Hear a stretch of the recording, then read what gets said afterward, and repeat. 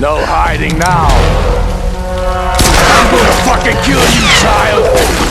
Oh shit!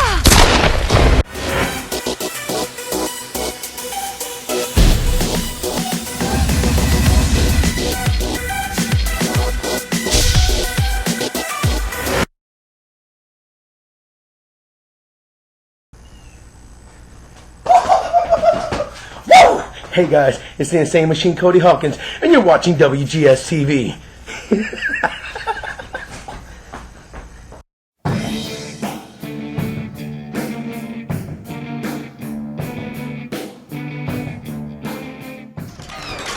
Hello everyone, welcome to another installment of WGS-TV right here on YouTube.com/WrestlingGamer and ZFX-TV. I'm the WrestleGamer. Double B Bunny Bucho. Got a few people to introduce you to. First off, he is the studly man, Ashley. Ashley, how you doing? I don't know. He is the... Hashtag beware August 1st. What the hell is that shit? Apparently we have Sling Blade in here. He's the host of Hardcore Wrestling Radio, which can be heard exclusively over on Spreaker.com/HWR Media and YouTube.com/HWR Show. It's the Shining Star, Rick Star. Rick, how you shining? I'm doing pretty good. Thanks for having me, Billy. He's a master of Rockin' Ways 11294. He's Chris Rogers. Chris, what's up? In Evanston, Illinois, bowling is forbidden, and eating in a place that is on fire in Chicago is against the law. He's our resident music mogul from YouTube.com/Lance Moss TV. He's the incomparable Lance Moss. Lance, how you doing? I'm doing good. Thanks for having me. And we have two Instigate game show gurus in our midst. First off, he is the Quasimodo of the Houdat Temple. It's James from the Big Easy. James, how you doing?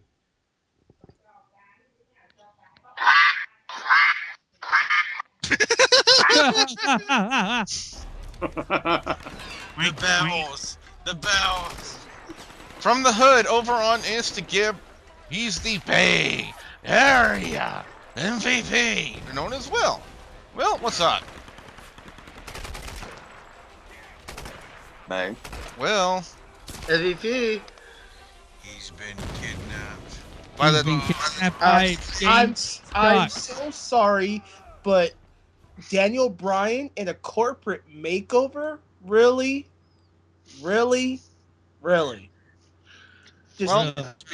Just be thankful it wasn't China in a slutty makeover.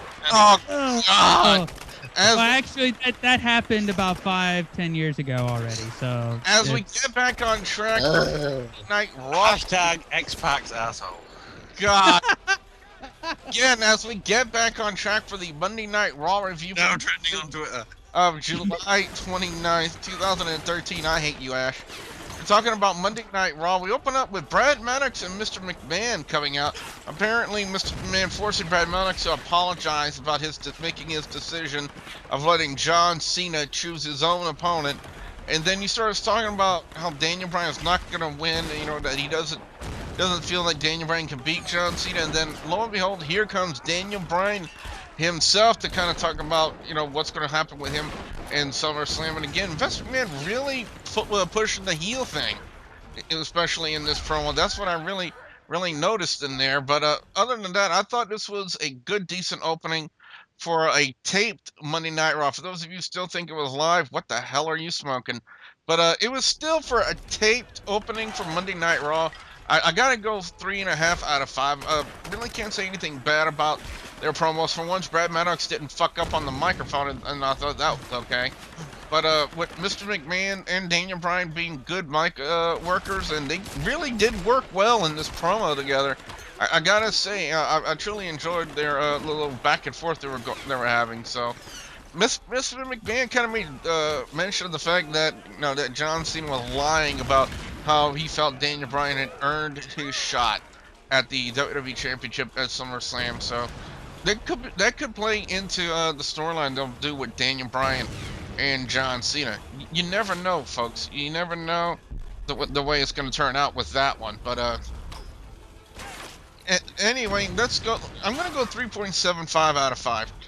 But let's look at this first match. And it was the Shield taking on Mark Henry and the Usos. Now, this one's been kind of building up. You know, we've seen over the past few weeks the Shield attacking both the Usos and Mark Henry, and just recently they came together as a tag team. You know, just recently as Friday Night SmackDown, when they were building them up as a 6-person tag team to take on the Shield. But the Shield would again remain too big of a group for Mark Henry and the Usos to take down, as Dean Ambrose would hit that rolling bulldog on one of the Usos and get the victory. But Mark Henry would make him pay for that, and made all members of the Shield pay, as Mark Henry attacked the Shield after the match was over. And one's gonna wonder, Ashley, where do you see the angle between Mark Henry and the Shield going from here? Clearly another big guy is needed. A big guy who apparently is good at shows, especially at hosting pre-shows for WWE Money in the Bank. Hint, hint. Clearly, your thoughts on this match? Oh, it was a good match, as ever, because, you know, it's the Shield, and they clearly are a force to be reckoned with, although it was a good showing from all 6, actually. Considering some of the quality of 6-man tags that you've seen in recent months in WWE and TNA, it wasn't too bad, but it wasn't anything, you know, match of the year candidate. So, just run-of-the-mill 3 out of 5. They show a segment on from Monday Night Raw when Ryback is backstage at the catering area, and basically just starts flat out bullying someone who was talking to another person. And basically, to me, it looks like they're trying to turn Ryback into WWE's version of Bully Ray. You know, a guy that just could go out and just bully anybody he wants to. And ends up slapping some food in this poor guy's face and then putting him through a table. I really don't know what else to say about that segment except why. Well, no, you notice something. Oh, this storyline is happening, and they're being very hush-hush on Don't Be a Bully. And yet Don't be a bully, be a star. It's not bullying if it's in catering. And it's just bye. It's not bullying if it's catering. It's just a lawsuit waiting to happen in the court. Kane enters Brad Maddox's office looking for the Wyatt family, and Brad Maddox ends up trying to get him to turn his focus off of the Wyatt family and saying, you know what, you want to prove that you're still a monster? Take it out on your former best friend and your former tag team partner in Daniel Bryan. So I guess that's another way to kind of build up Kane and Daniel Bryan as it is. But up next we had Rob Van Dam and Fandango. Now on paper, yeah, this would look like it would be a piece of shit, but I will say this, though. There were a lot of good spots with Rob Van Dam and Fandango. In particular, the moonsault on the outside. I thought that was a good spot, and Fandango really looked good in this match, being as Fandango, and normally he's crap, but the end of the match... Why did you think this would be crap? Because it's Fandango! Don't you remember what happened on SmackDown? Well, yeah, with Del Rio and Rob Van Dam, but the only reason why that was crap was because of the fact that wasn't there a main event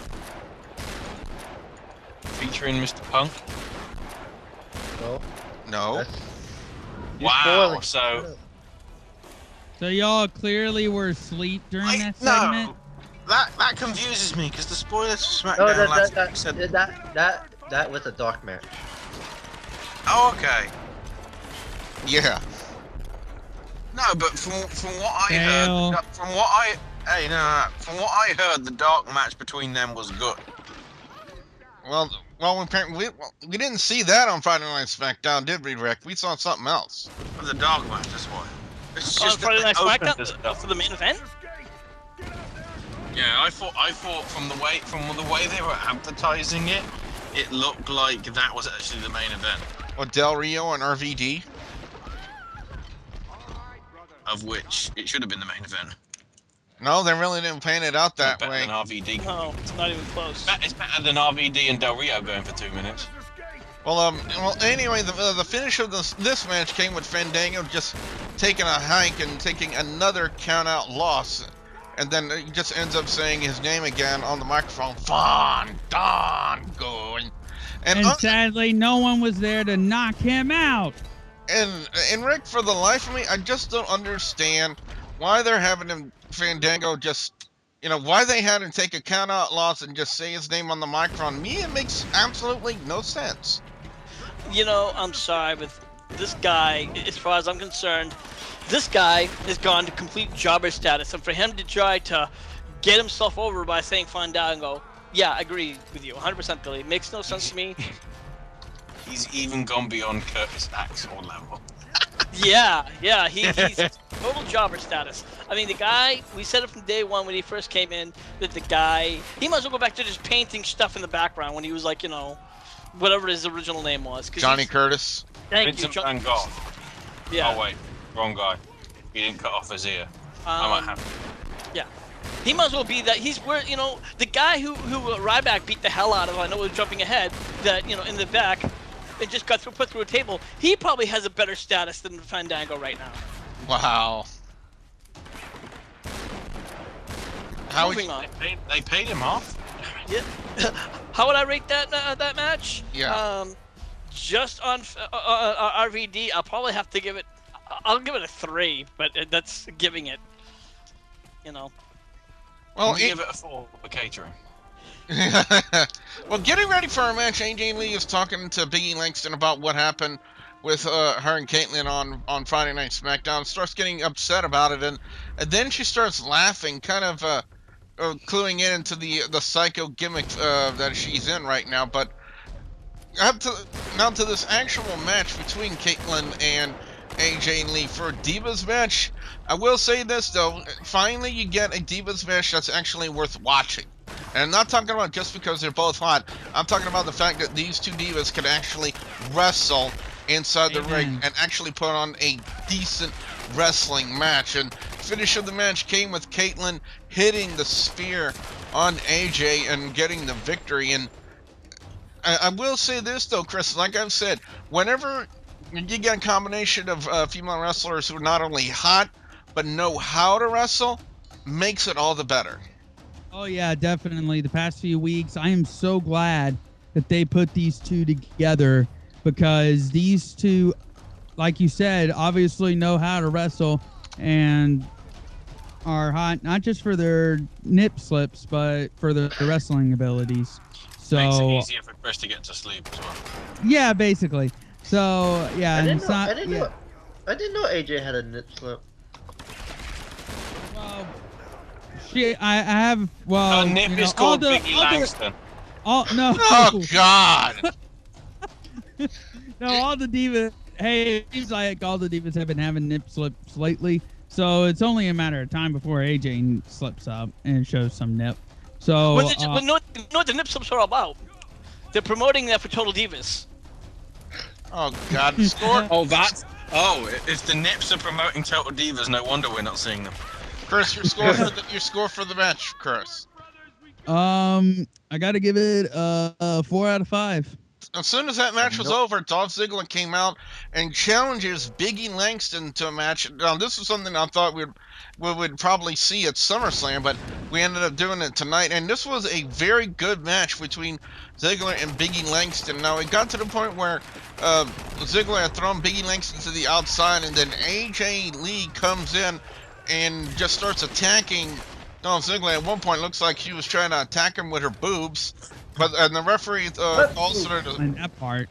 What boobs? Well, he was chest deep, but anyway, the referee calls for the disqualification. Dolph Ziggler wins, and next thing you know, Big E Langston comes back in the ring, and now he's angry with AJ Lee, asking her why she did what she did and cost him the match. And while he was doing that, Ziggler came up from behind and gave Big E Langston the zigzag. And James, one thing this is really pointing to, it was one thing we were talking about during Monday Night Raw, is the fact that we might see, instead of one-on-one matches, a mixed tag match with Ziggler and Kaitlyn teaming up, taking on AJ and Big E Langston. Do you kind of see that happening?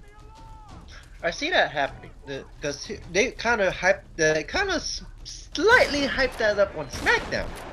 But just think about this, really. If you already have like Big E and Dolph Ziggler already, why have it again at SummerSlam? Have a mixed tag team match, or People even only if, have memories that are like a goldfish and only last 15 seconds.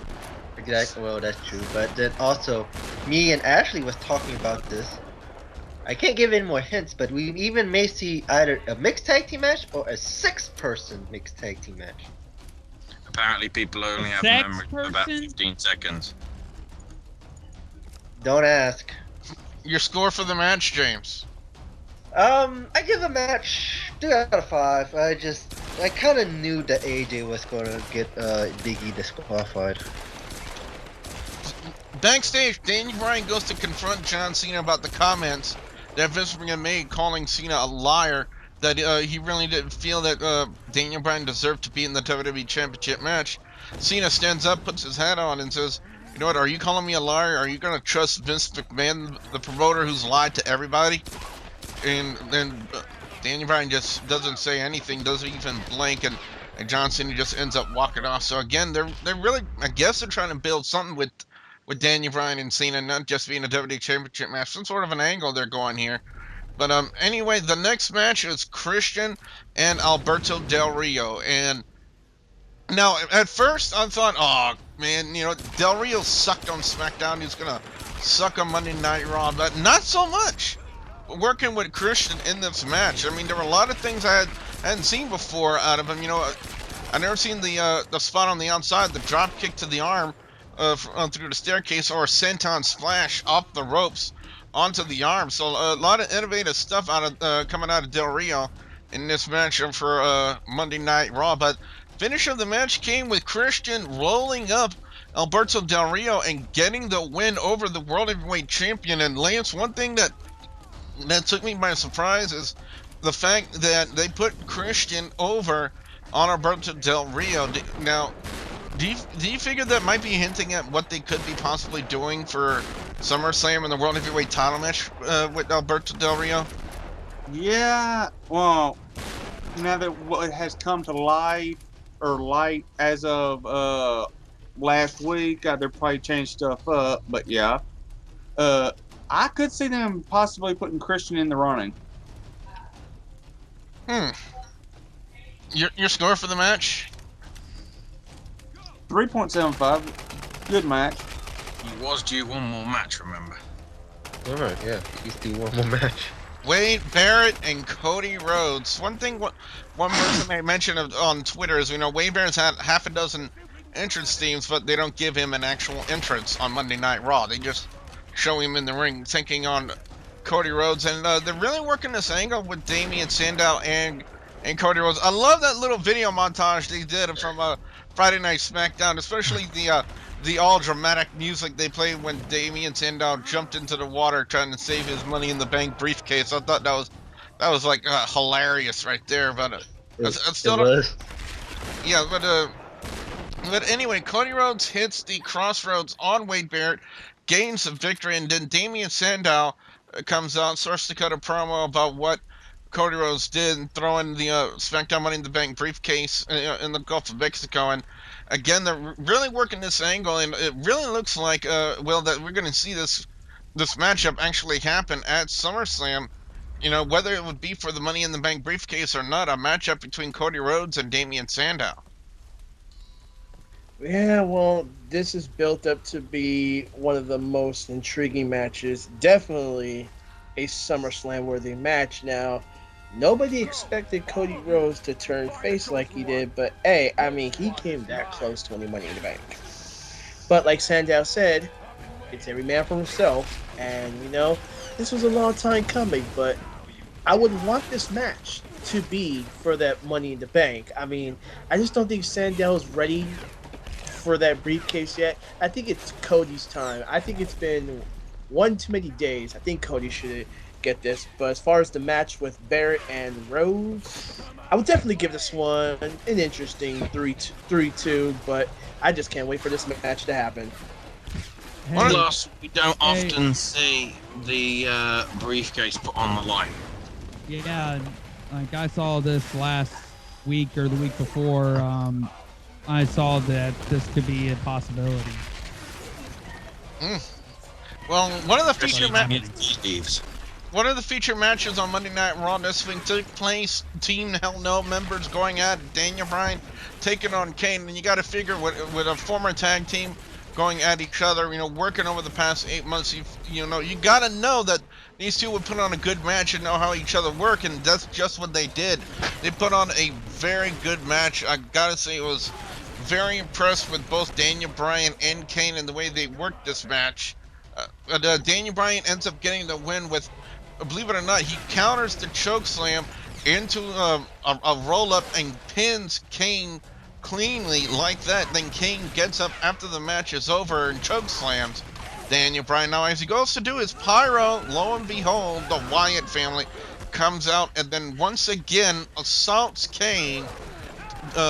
Bray Wyatt gets on the microphone and says, you know what, be careful who you call yourself a demon, because you never know who's listening. And then, of course, he does the whole thing with his arms and says, follow the buzzards.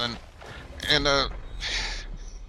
I really don't know where they're taking this, actually, but, you know, one's got to figure, you know, they needed to use the Wyatt family for something, but did you ever think they would use them, you know, in their first angle against Kane? I'm just wondering if follow the buzzards is some sort of weird slang for Twitter. Well, now Or they gave you Twatter. that. So that we now have Hounds of Justice, now we have the Buzzards. And considering the way he implied it, perhaps it's Zack Ryder. And of course, with the Bellas, we now have the Ducks. Oh, Hang got there yet. no, wait, hang on. With the Raw match. I still think it could be something to do somehow with the weird turning of Zack Ryder.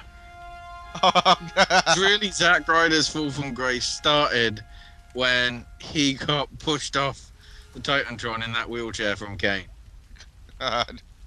I gotta give the Daniel Bryan Kane match a 4 out of 5 and a 3.75 for the promo by the Wyatts. Again, it's just very interesting. You know, are we going to see a one-on-one match between Kane and Bray Wyatt coming up for SummerSlam? You never know where they're going with this angle. But I hope not. Also, do you want to follow the buzzards or let the pigeons loose? God. Well, anyway, Brie Bella and Natalya. Now we got one diva who's hot and can actually wrestle in the form of Natalya against Brie Bella, who just basically has her look. She's a veteran. Who has her boobs hanging out everywhere? She's a veteran. A veteran of what? Having She's a sex with veteran of the Daniel WWE. and John Cena. She's a veteran of WWE, you know. November comes around and she's celebrated on Veterans Day. Yeah, Brie Bella's a veteran as much as I'm a sex idol. Anyway,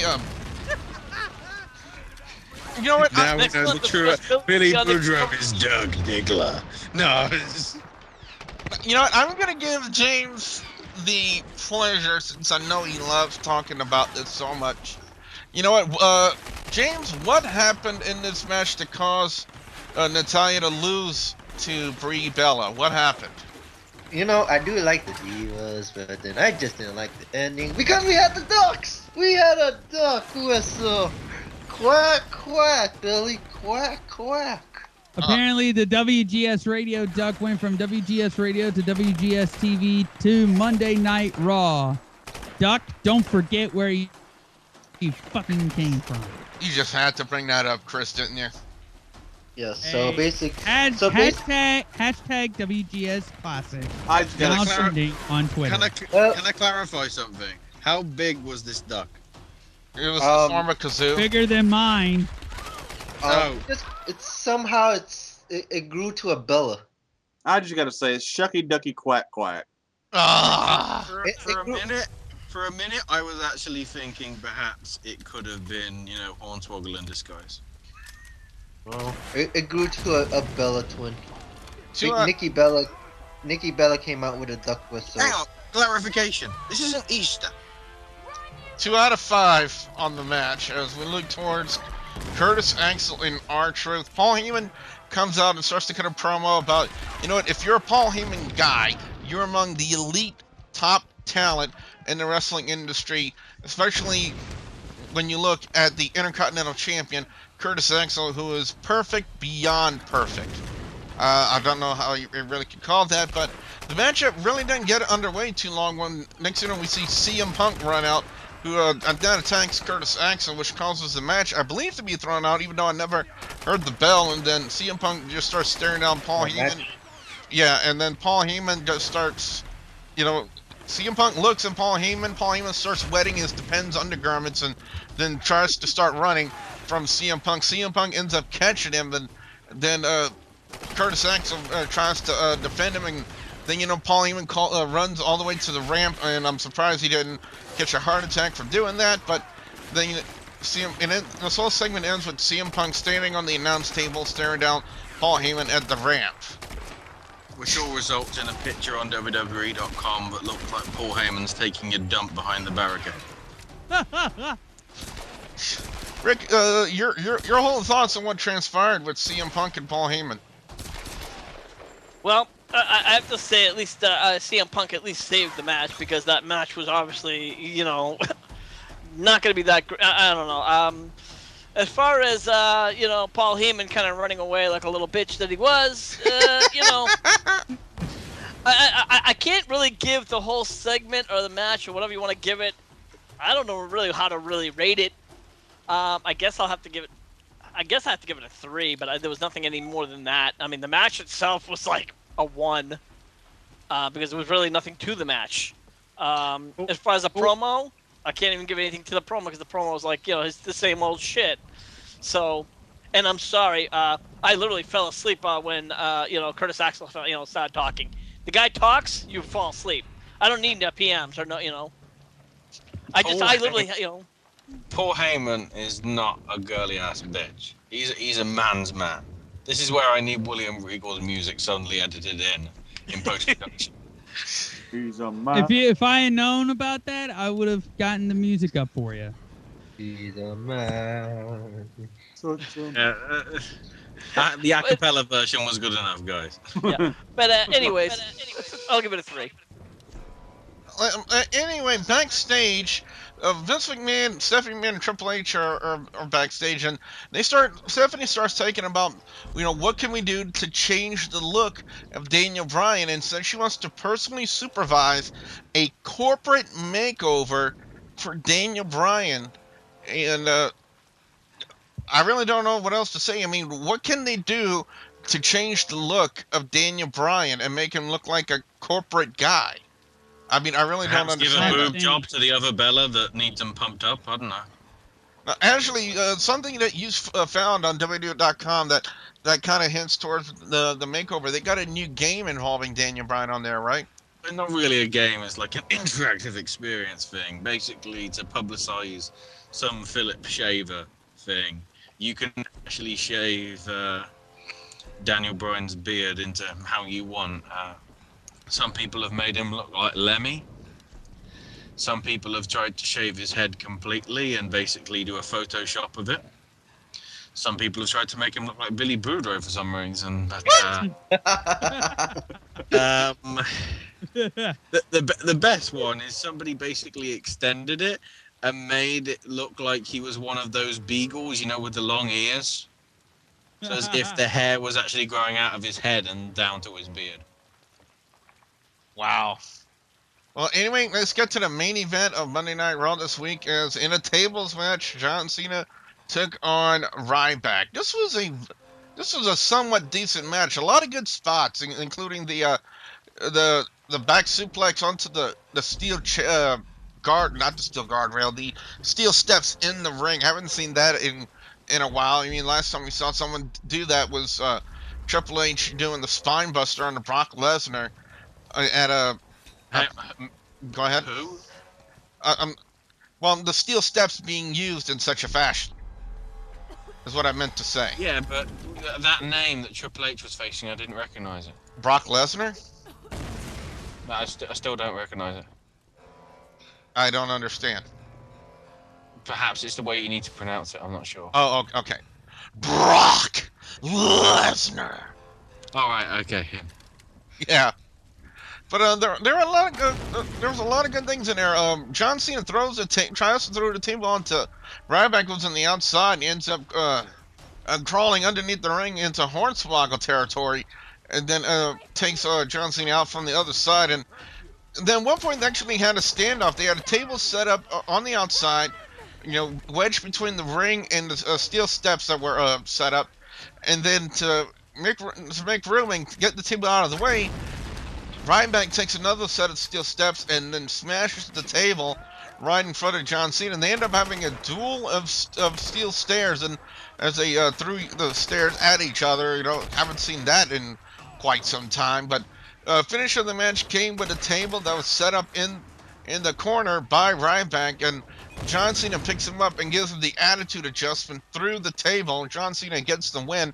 Daniel Bryan comes out and takes the title belt from the timekeeper, who's going to go give it to John Cena. Daniel Bryan goes in the ring, acts like he's going to give the title to John Cena, then yanks it back and starts doing the whole yes thing, and then somehow Cena snatches title out of Daniel Bryan's hands, much to the dismay of fans at that Monday Night Raw. And then they just end the segment like they did when John Cena had announced Daniel Bryan being the #1 contender for the WWE Championship, just with Daniel Bryan standing there going, yes, yes, yes, and with the fans going along. And man, if there wasn't anybody who's being more heavily pushed right now, it's gotta be Daniel Bryan. I gotta say that. But Exactly. But I gotta say though, Chris, what are your thoughts about this tables match? Poorly built. I see why they did it, last week. Ryback put Daniel Bryan through a table, but it just didn't make sense to have John Cena versus Ryback in a tables match. I think Vince took one too many hits off the doobie last week. So, Vince, here's a suggestion. Don't do drugs. Leave that to RVD and Swagger. Exactly. We the people. Ladies and gentlemen, it is now time to find out the champion and jobbers of the night for Monday Night Raw. What are everyone's picks for best match or segment and worst match or segment of Monday Night Raw?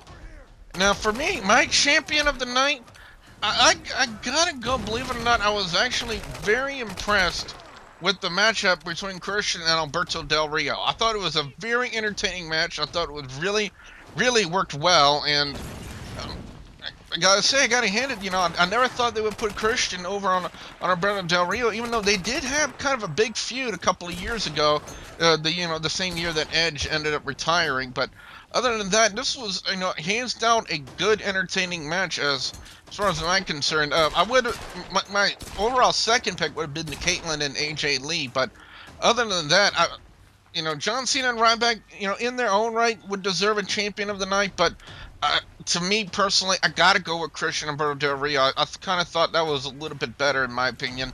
But Daniel Bryan and Kane, also a good enough match to probably qualify for champion of the night. So we had some really good matches overall on Monday Night Raw, but the one that sticks out the most to me would be Alberto Del Rio and Christian for my champion of the night. Jobber of the night?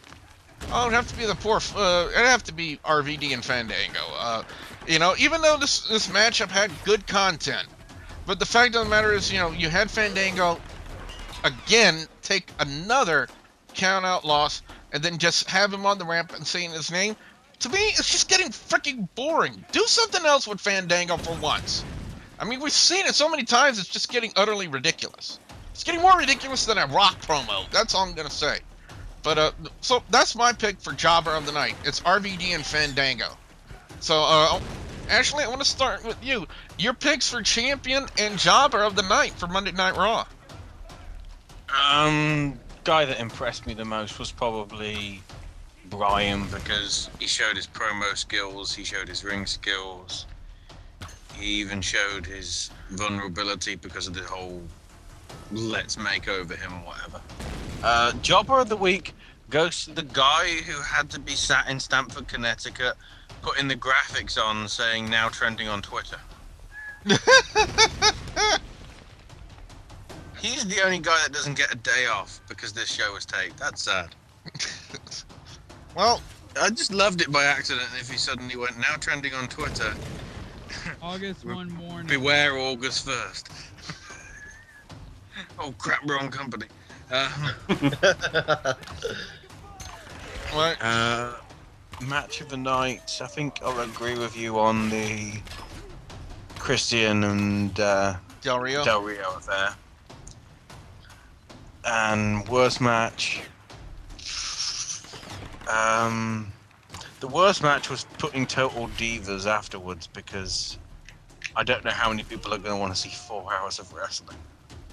Nothing against the show, considering it got some decent ratings, but I just think 4 hours of wrestling. Okay, people complained about 3 hours and it eventually became good, but it took a while to become good. I'm hoping this is just a one-off 4 hours and it's not 4 hours for the next 12 weeks. Alright, it's time to go over Rick and find out his picks for champion and job of the night. That's best match or segment and worst match or segment. Rick, your picks. Well, Billy, I'm pretty much right in line with you as far as the 3 big matches of the night. I'll give it to Kaitlyn and AJ Lee as far as the big matches of the night. They really, truly impressed me. Of course, Kane and Daniel Bryan definitely was a definitely highlight of the match of the nights. Christian, I have to say he really did shock me. I didn't see him winning, but for him to get the clean win, definitely kudos to him. I don't see him winning another world title, but definitely I see him getting a title match somewhere down the line.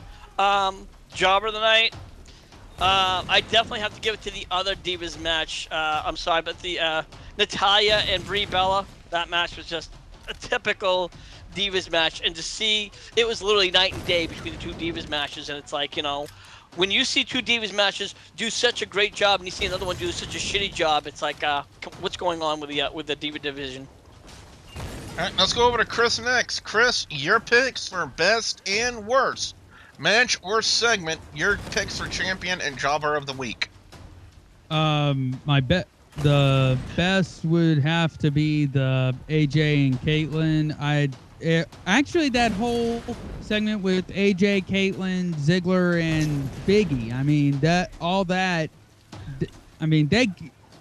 got to make those 4 tag team. I'm just telling you out blank. They need to make them all into tag team. Or either that or make Kaitlyn Ziggler's next girlfriend.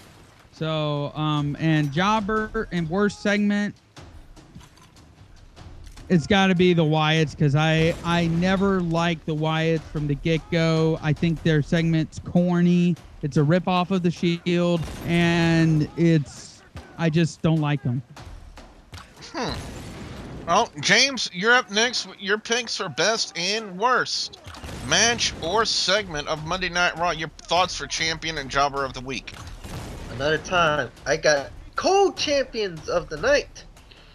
First one has to be Daniel Bryan Kane, because I really enjoyed this match, especially with these chemistry, and the Wyatt family also kind of part of it, but and my second one has to be the Divas. It has to be AJ and Kaitlyn. That Diva, not the other one. I got to explain that later. As I said, basically this feud ever since even before Payback has been a very good feud, and having them with even though this is a tape match, tape Raw, I just like this match. And no, not because I'm the Divas correspondent. Shut up. Yeah, I didn't say anything. No, I'm just saying. But my jobber of the night has to be the other Divas match. Quack quack. That's all I got to say. God. All right, let's go to Will next and find out his picks for best and worst match or segment of Monday Night Raw. Will, your thoughts for champion and jobber. Alright, let's get the worst out the way first. The worst match was RVD and Fandango. I could have had a 6-pack and still not lived this up. Match was dumb. Worst segment, Daniel Bryan going corporate, like I stated earlier in the intro, I just don't see it. I'm sorry, I just don't. Now, best match would have to be, like Jay said, Daniel Bryan versus Kane. And I understand where Chris is coming from when it comes to the Wyatts, but I got to reply. I mean, you got to look out for the storyline, man. This is intriguing. I mean, I understand you hate them, but hey, they're not ripping off the Shield, though. They're not ripping them off, though. That's the thing. But it's beginning to be like that. I mean, when we first saw the Shield, what did they do? They came from the stands. The Wyatts came from the entrance. We saw them basically beat down everyone and stand over them and be like, yeah, we own seemingly you. their own personal. Hold on. Not what you stated. But hold on. Here's the thing about this one is that they reply to one person, unlike the Shield. They have multiple people. They were making a statement to one person, and that's Kane. Okay, I gotta say something now. Yeah. Basically, the whole they beat somebody down. Isn't that what most groups do nowadays? Anyway. Exactly. Yeah, but this is still, if you're gonna make a statement, stand out. All right, don't do the same thing that every other damn people do. Do something different. Like come out and do a hula and beat someone down and beat Michael Cole down. Do something other than beat down a wrestler like we're expecting. I want to make a point. Anyway, they're not a face group. They're a heel group. I want to make a point. What the hell did that guy do with the cockatoo? I still want to know. We haven't had any resolution as to what happened to that cockatoo. Oh God. Well, anyway, the finish Did it end up with Nicole Bass? God. Don't be a bully, be a star. Hashtag Ryback. MVP, as you were saying, MVP. Dang, all y'all shut the fuck up. Damn it.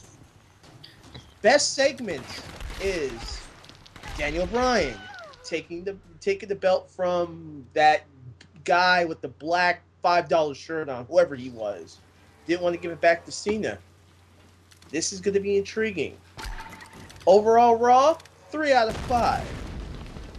All right, and finally, let's go to Lance. Lance, your picks are best and worst match or segment of Monday Night Raw. Your thoughts for champion and jumper of the night. My champion has got to be the whole Ziggler, Big E, Kaitlyn, AJ, that whole part of the show right there. Because, well, that's a thing I like over there. Anyway. And I kind of have a co-jobber of the night. It's the second Divas match, Nikki Bella and Brie Bella. Yeah, Brie. Yeah, Brie and Natalya. And my other is the guy that got put through the table by Ryback. Can I state something, Billy, before we end this? Very quickly. Going back to the Big E, AJ, and all this stuff. If the Divas title is not on the line at SummerSlam, I do see the mixed tag team match. It's gotta either be either or. On that note, I mean, I do have a feeling though that the Divas title will be on the line though. I mean, I don't think we've seen this end any. Yeah, because Kaitlyn just beat AJ cleanly, and that's where the Divas title is going to be on the line soon. Yeah.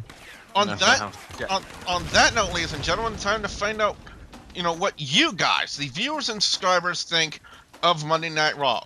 What was the best match or segment of the night? What are your thoughts for worst match or segment of the night? Be sure you put your comments in the comment section below. Don't forget to like and favorite this video. Where can we check you out on HWR? Of course, you can always catch me over on my Facebook page. That's facebook.com/Hardcore Wrestling Radio. And if you want to listen to any of our shows, head on over to Spreaker.com/HWR Media. Chris Rogers is the master of Rockin' Ways 11294. Chris, where can fans check you out?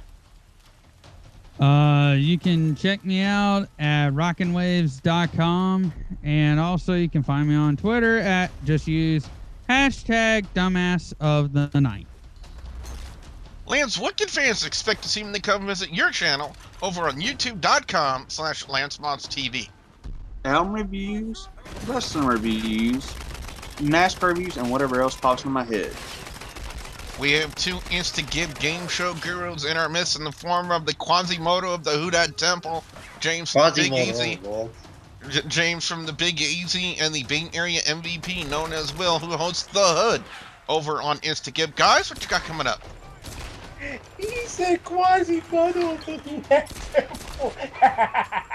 No, you just keep looking at your picture of your duck, MVP. Somebody's been smoking too much. Somebody's been smoking too much bamboo from the pan.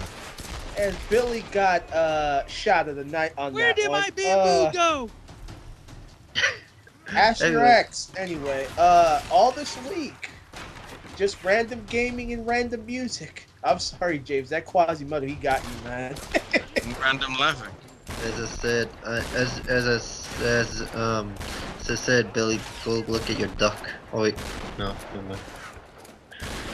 Go look at your Bella. Yeah. Anyway, so it's gonna be game shows, gaming. That's gonna be at instagame.tv/Bay Area MVP. As I said, I am currently on hiatus right now. I don't know when I'm gonna be live, so whenever I'm live. And if I'm live, it's gonna be on instagame.tv/Fatboy504. Fans, also don't forget to like the Facebook page at facebook.com/WGS-TV, and also don't forget to please subscribe to youtube.com/WrestleGamer and youtube.com/ZFXTV Network. So for the Studley Man Ashley, the Illuminous One, the Shining Star, Rick Starr, the incomparable Lance Moss and Lance Moss TV, Chris Rogers from Rocket Rings 11294, and our two Insta-Give game show gurus, James from the Big Easy and the Bay Area MVP known as Will. I'm the Wrestle Gamer, Double B Billy Boudreaux, saying thank you very much for watching. So apparently today was Scott Steiner's birthday. Yep. I think only as tribute I need to make this eulogy. You know, they say all men are created equal, but you look at me and you look at Samoa Joe, and you can see the statement isn't true. See, normally if you go one-on-one with another wrestler, you got a 50-50 chance of winning. But I'm a genetic freak and I'm not normal, so you got a 25% chance at best at beating me. And then you have the angle to the middle. Time's up. In Dallas, Texas, it's illegal to possess realistic dildos.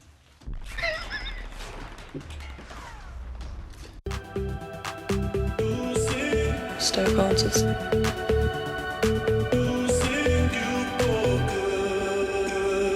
Stoke answers. Stoke answers. Stoke answers. Spiritual medium. Stoke answers. Stoke answers. I'm Haley Ring Rose.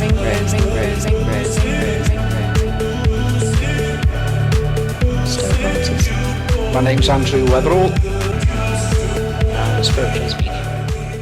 Stoke answers.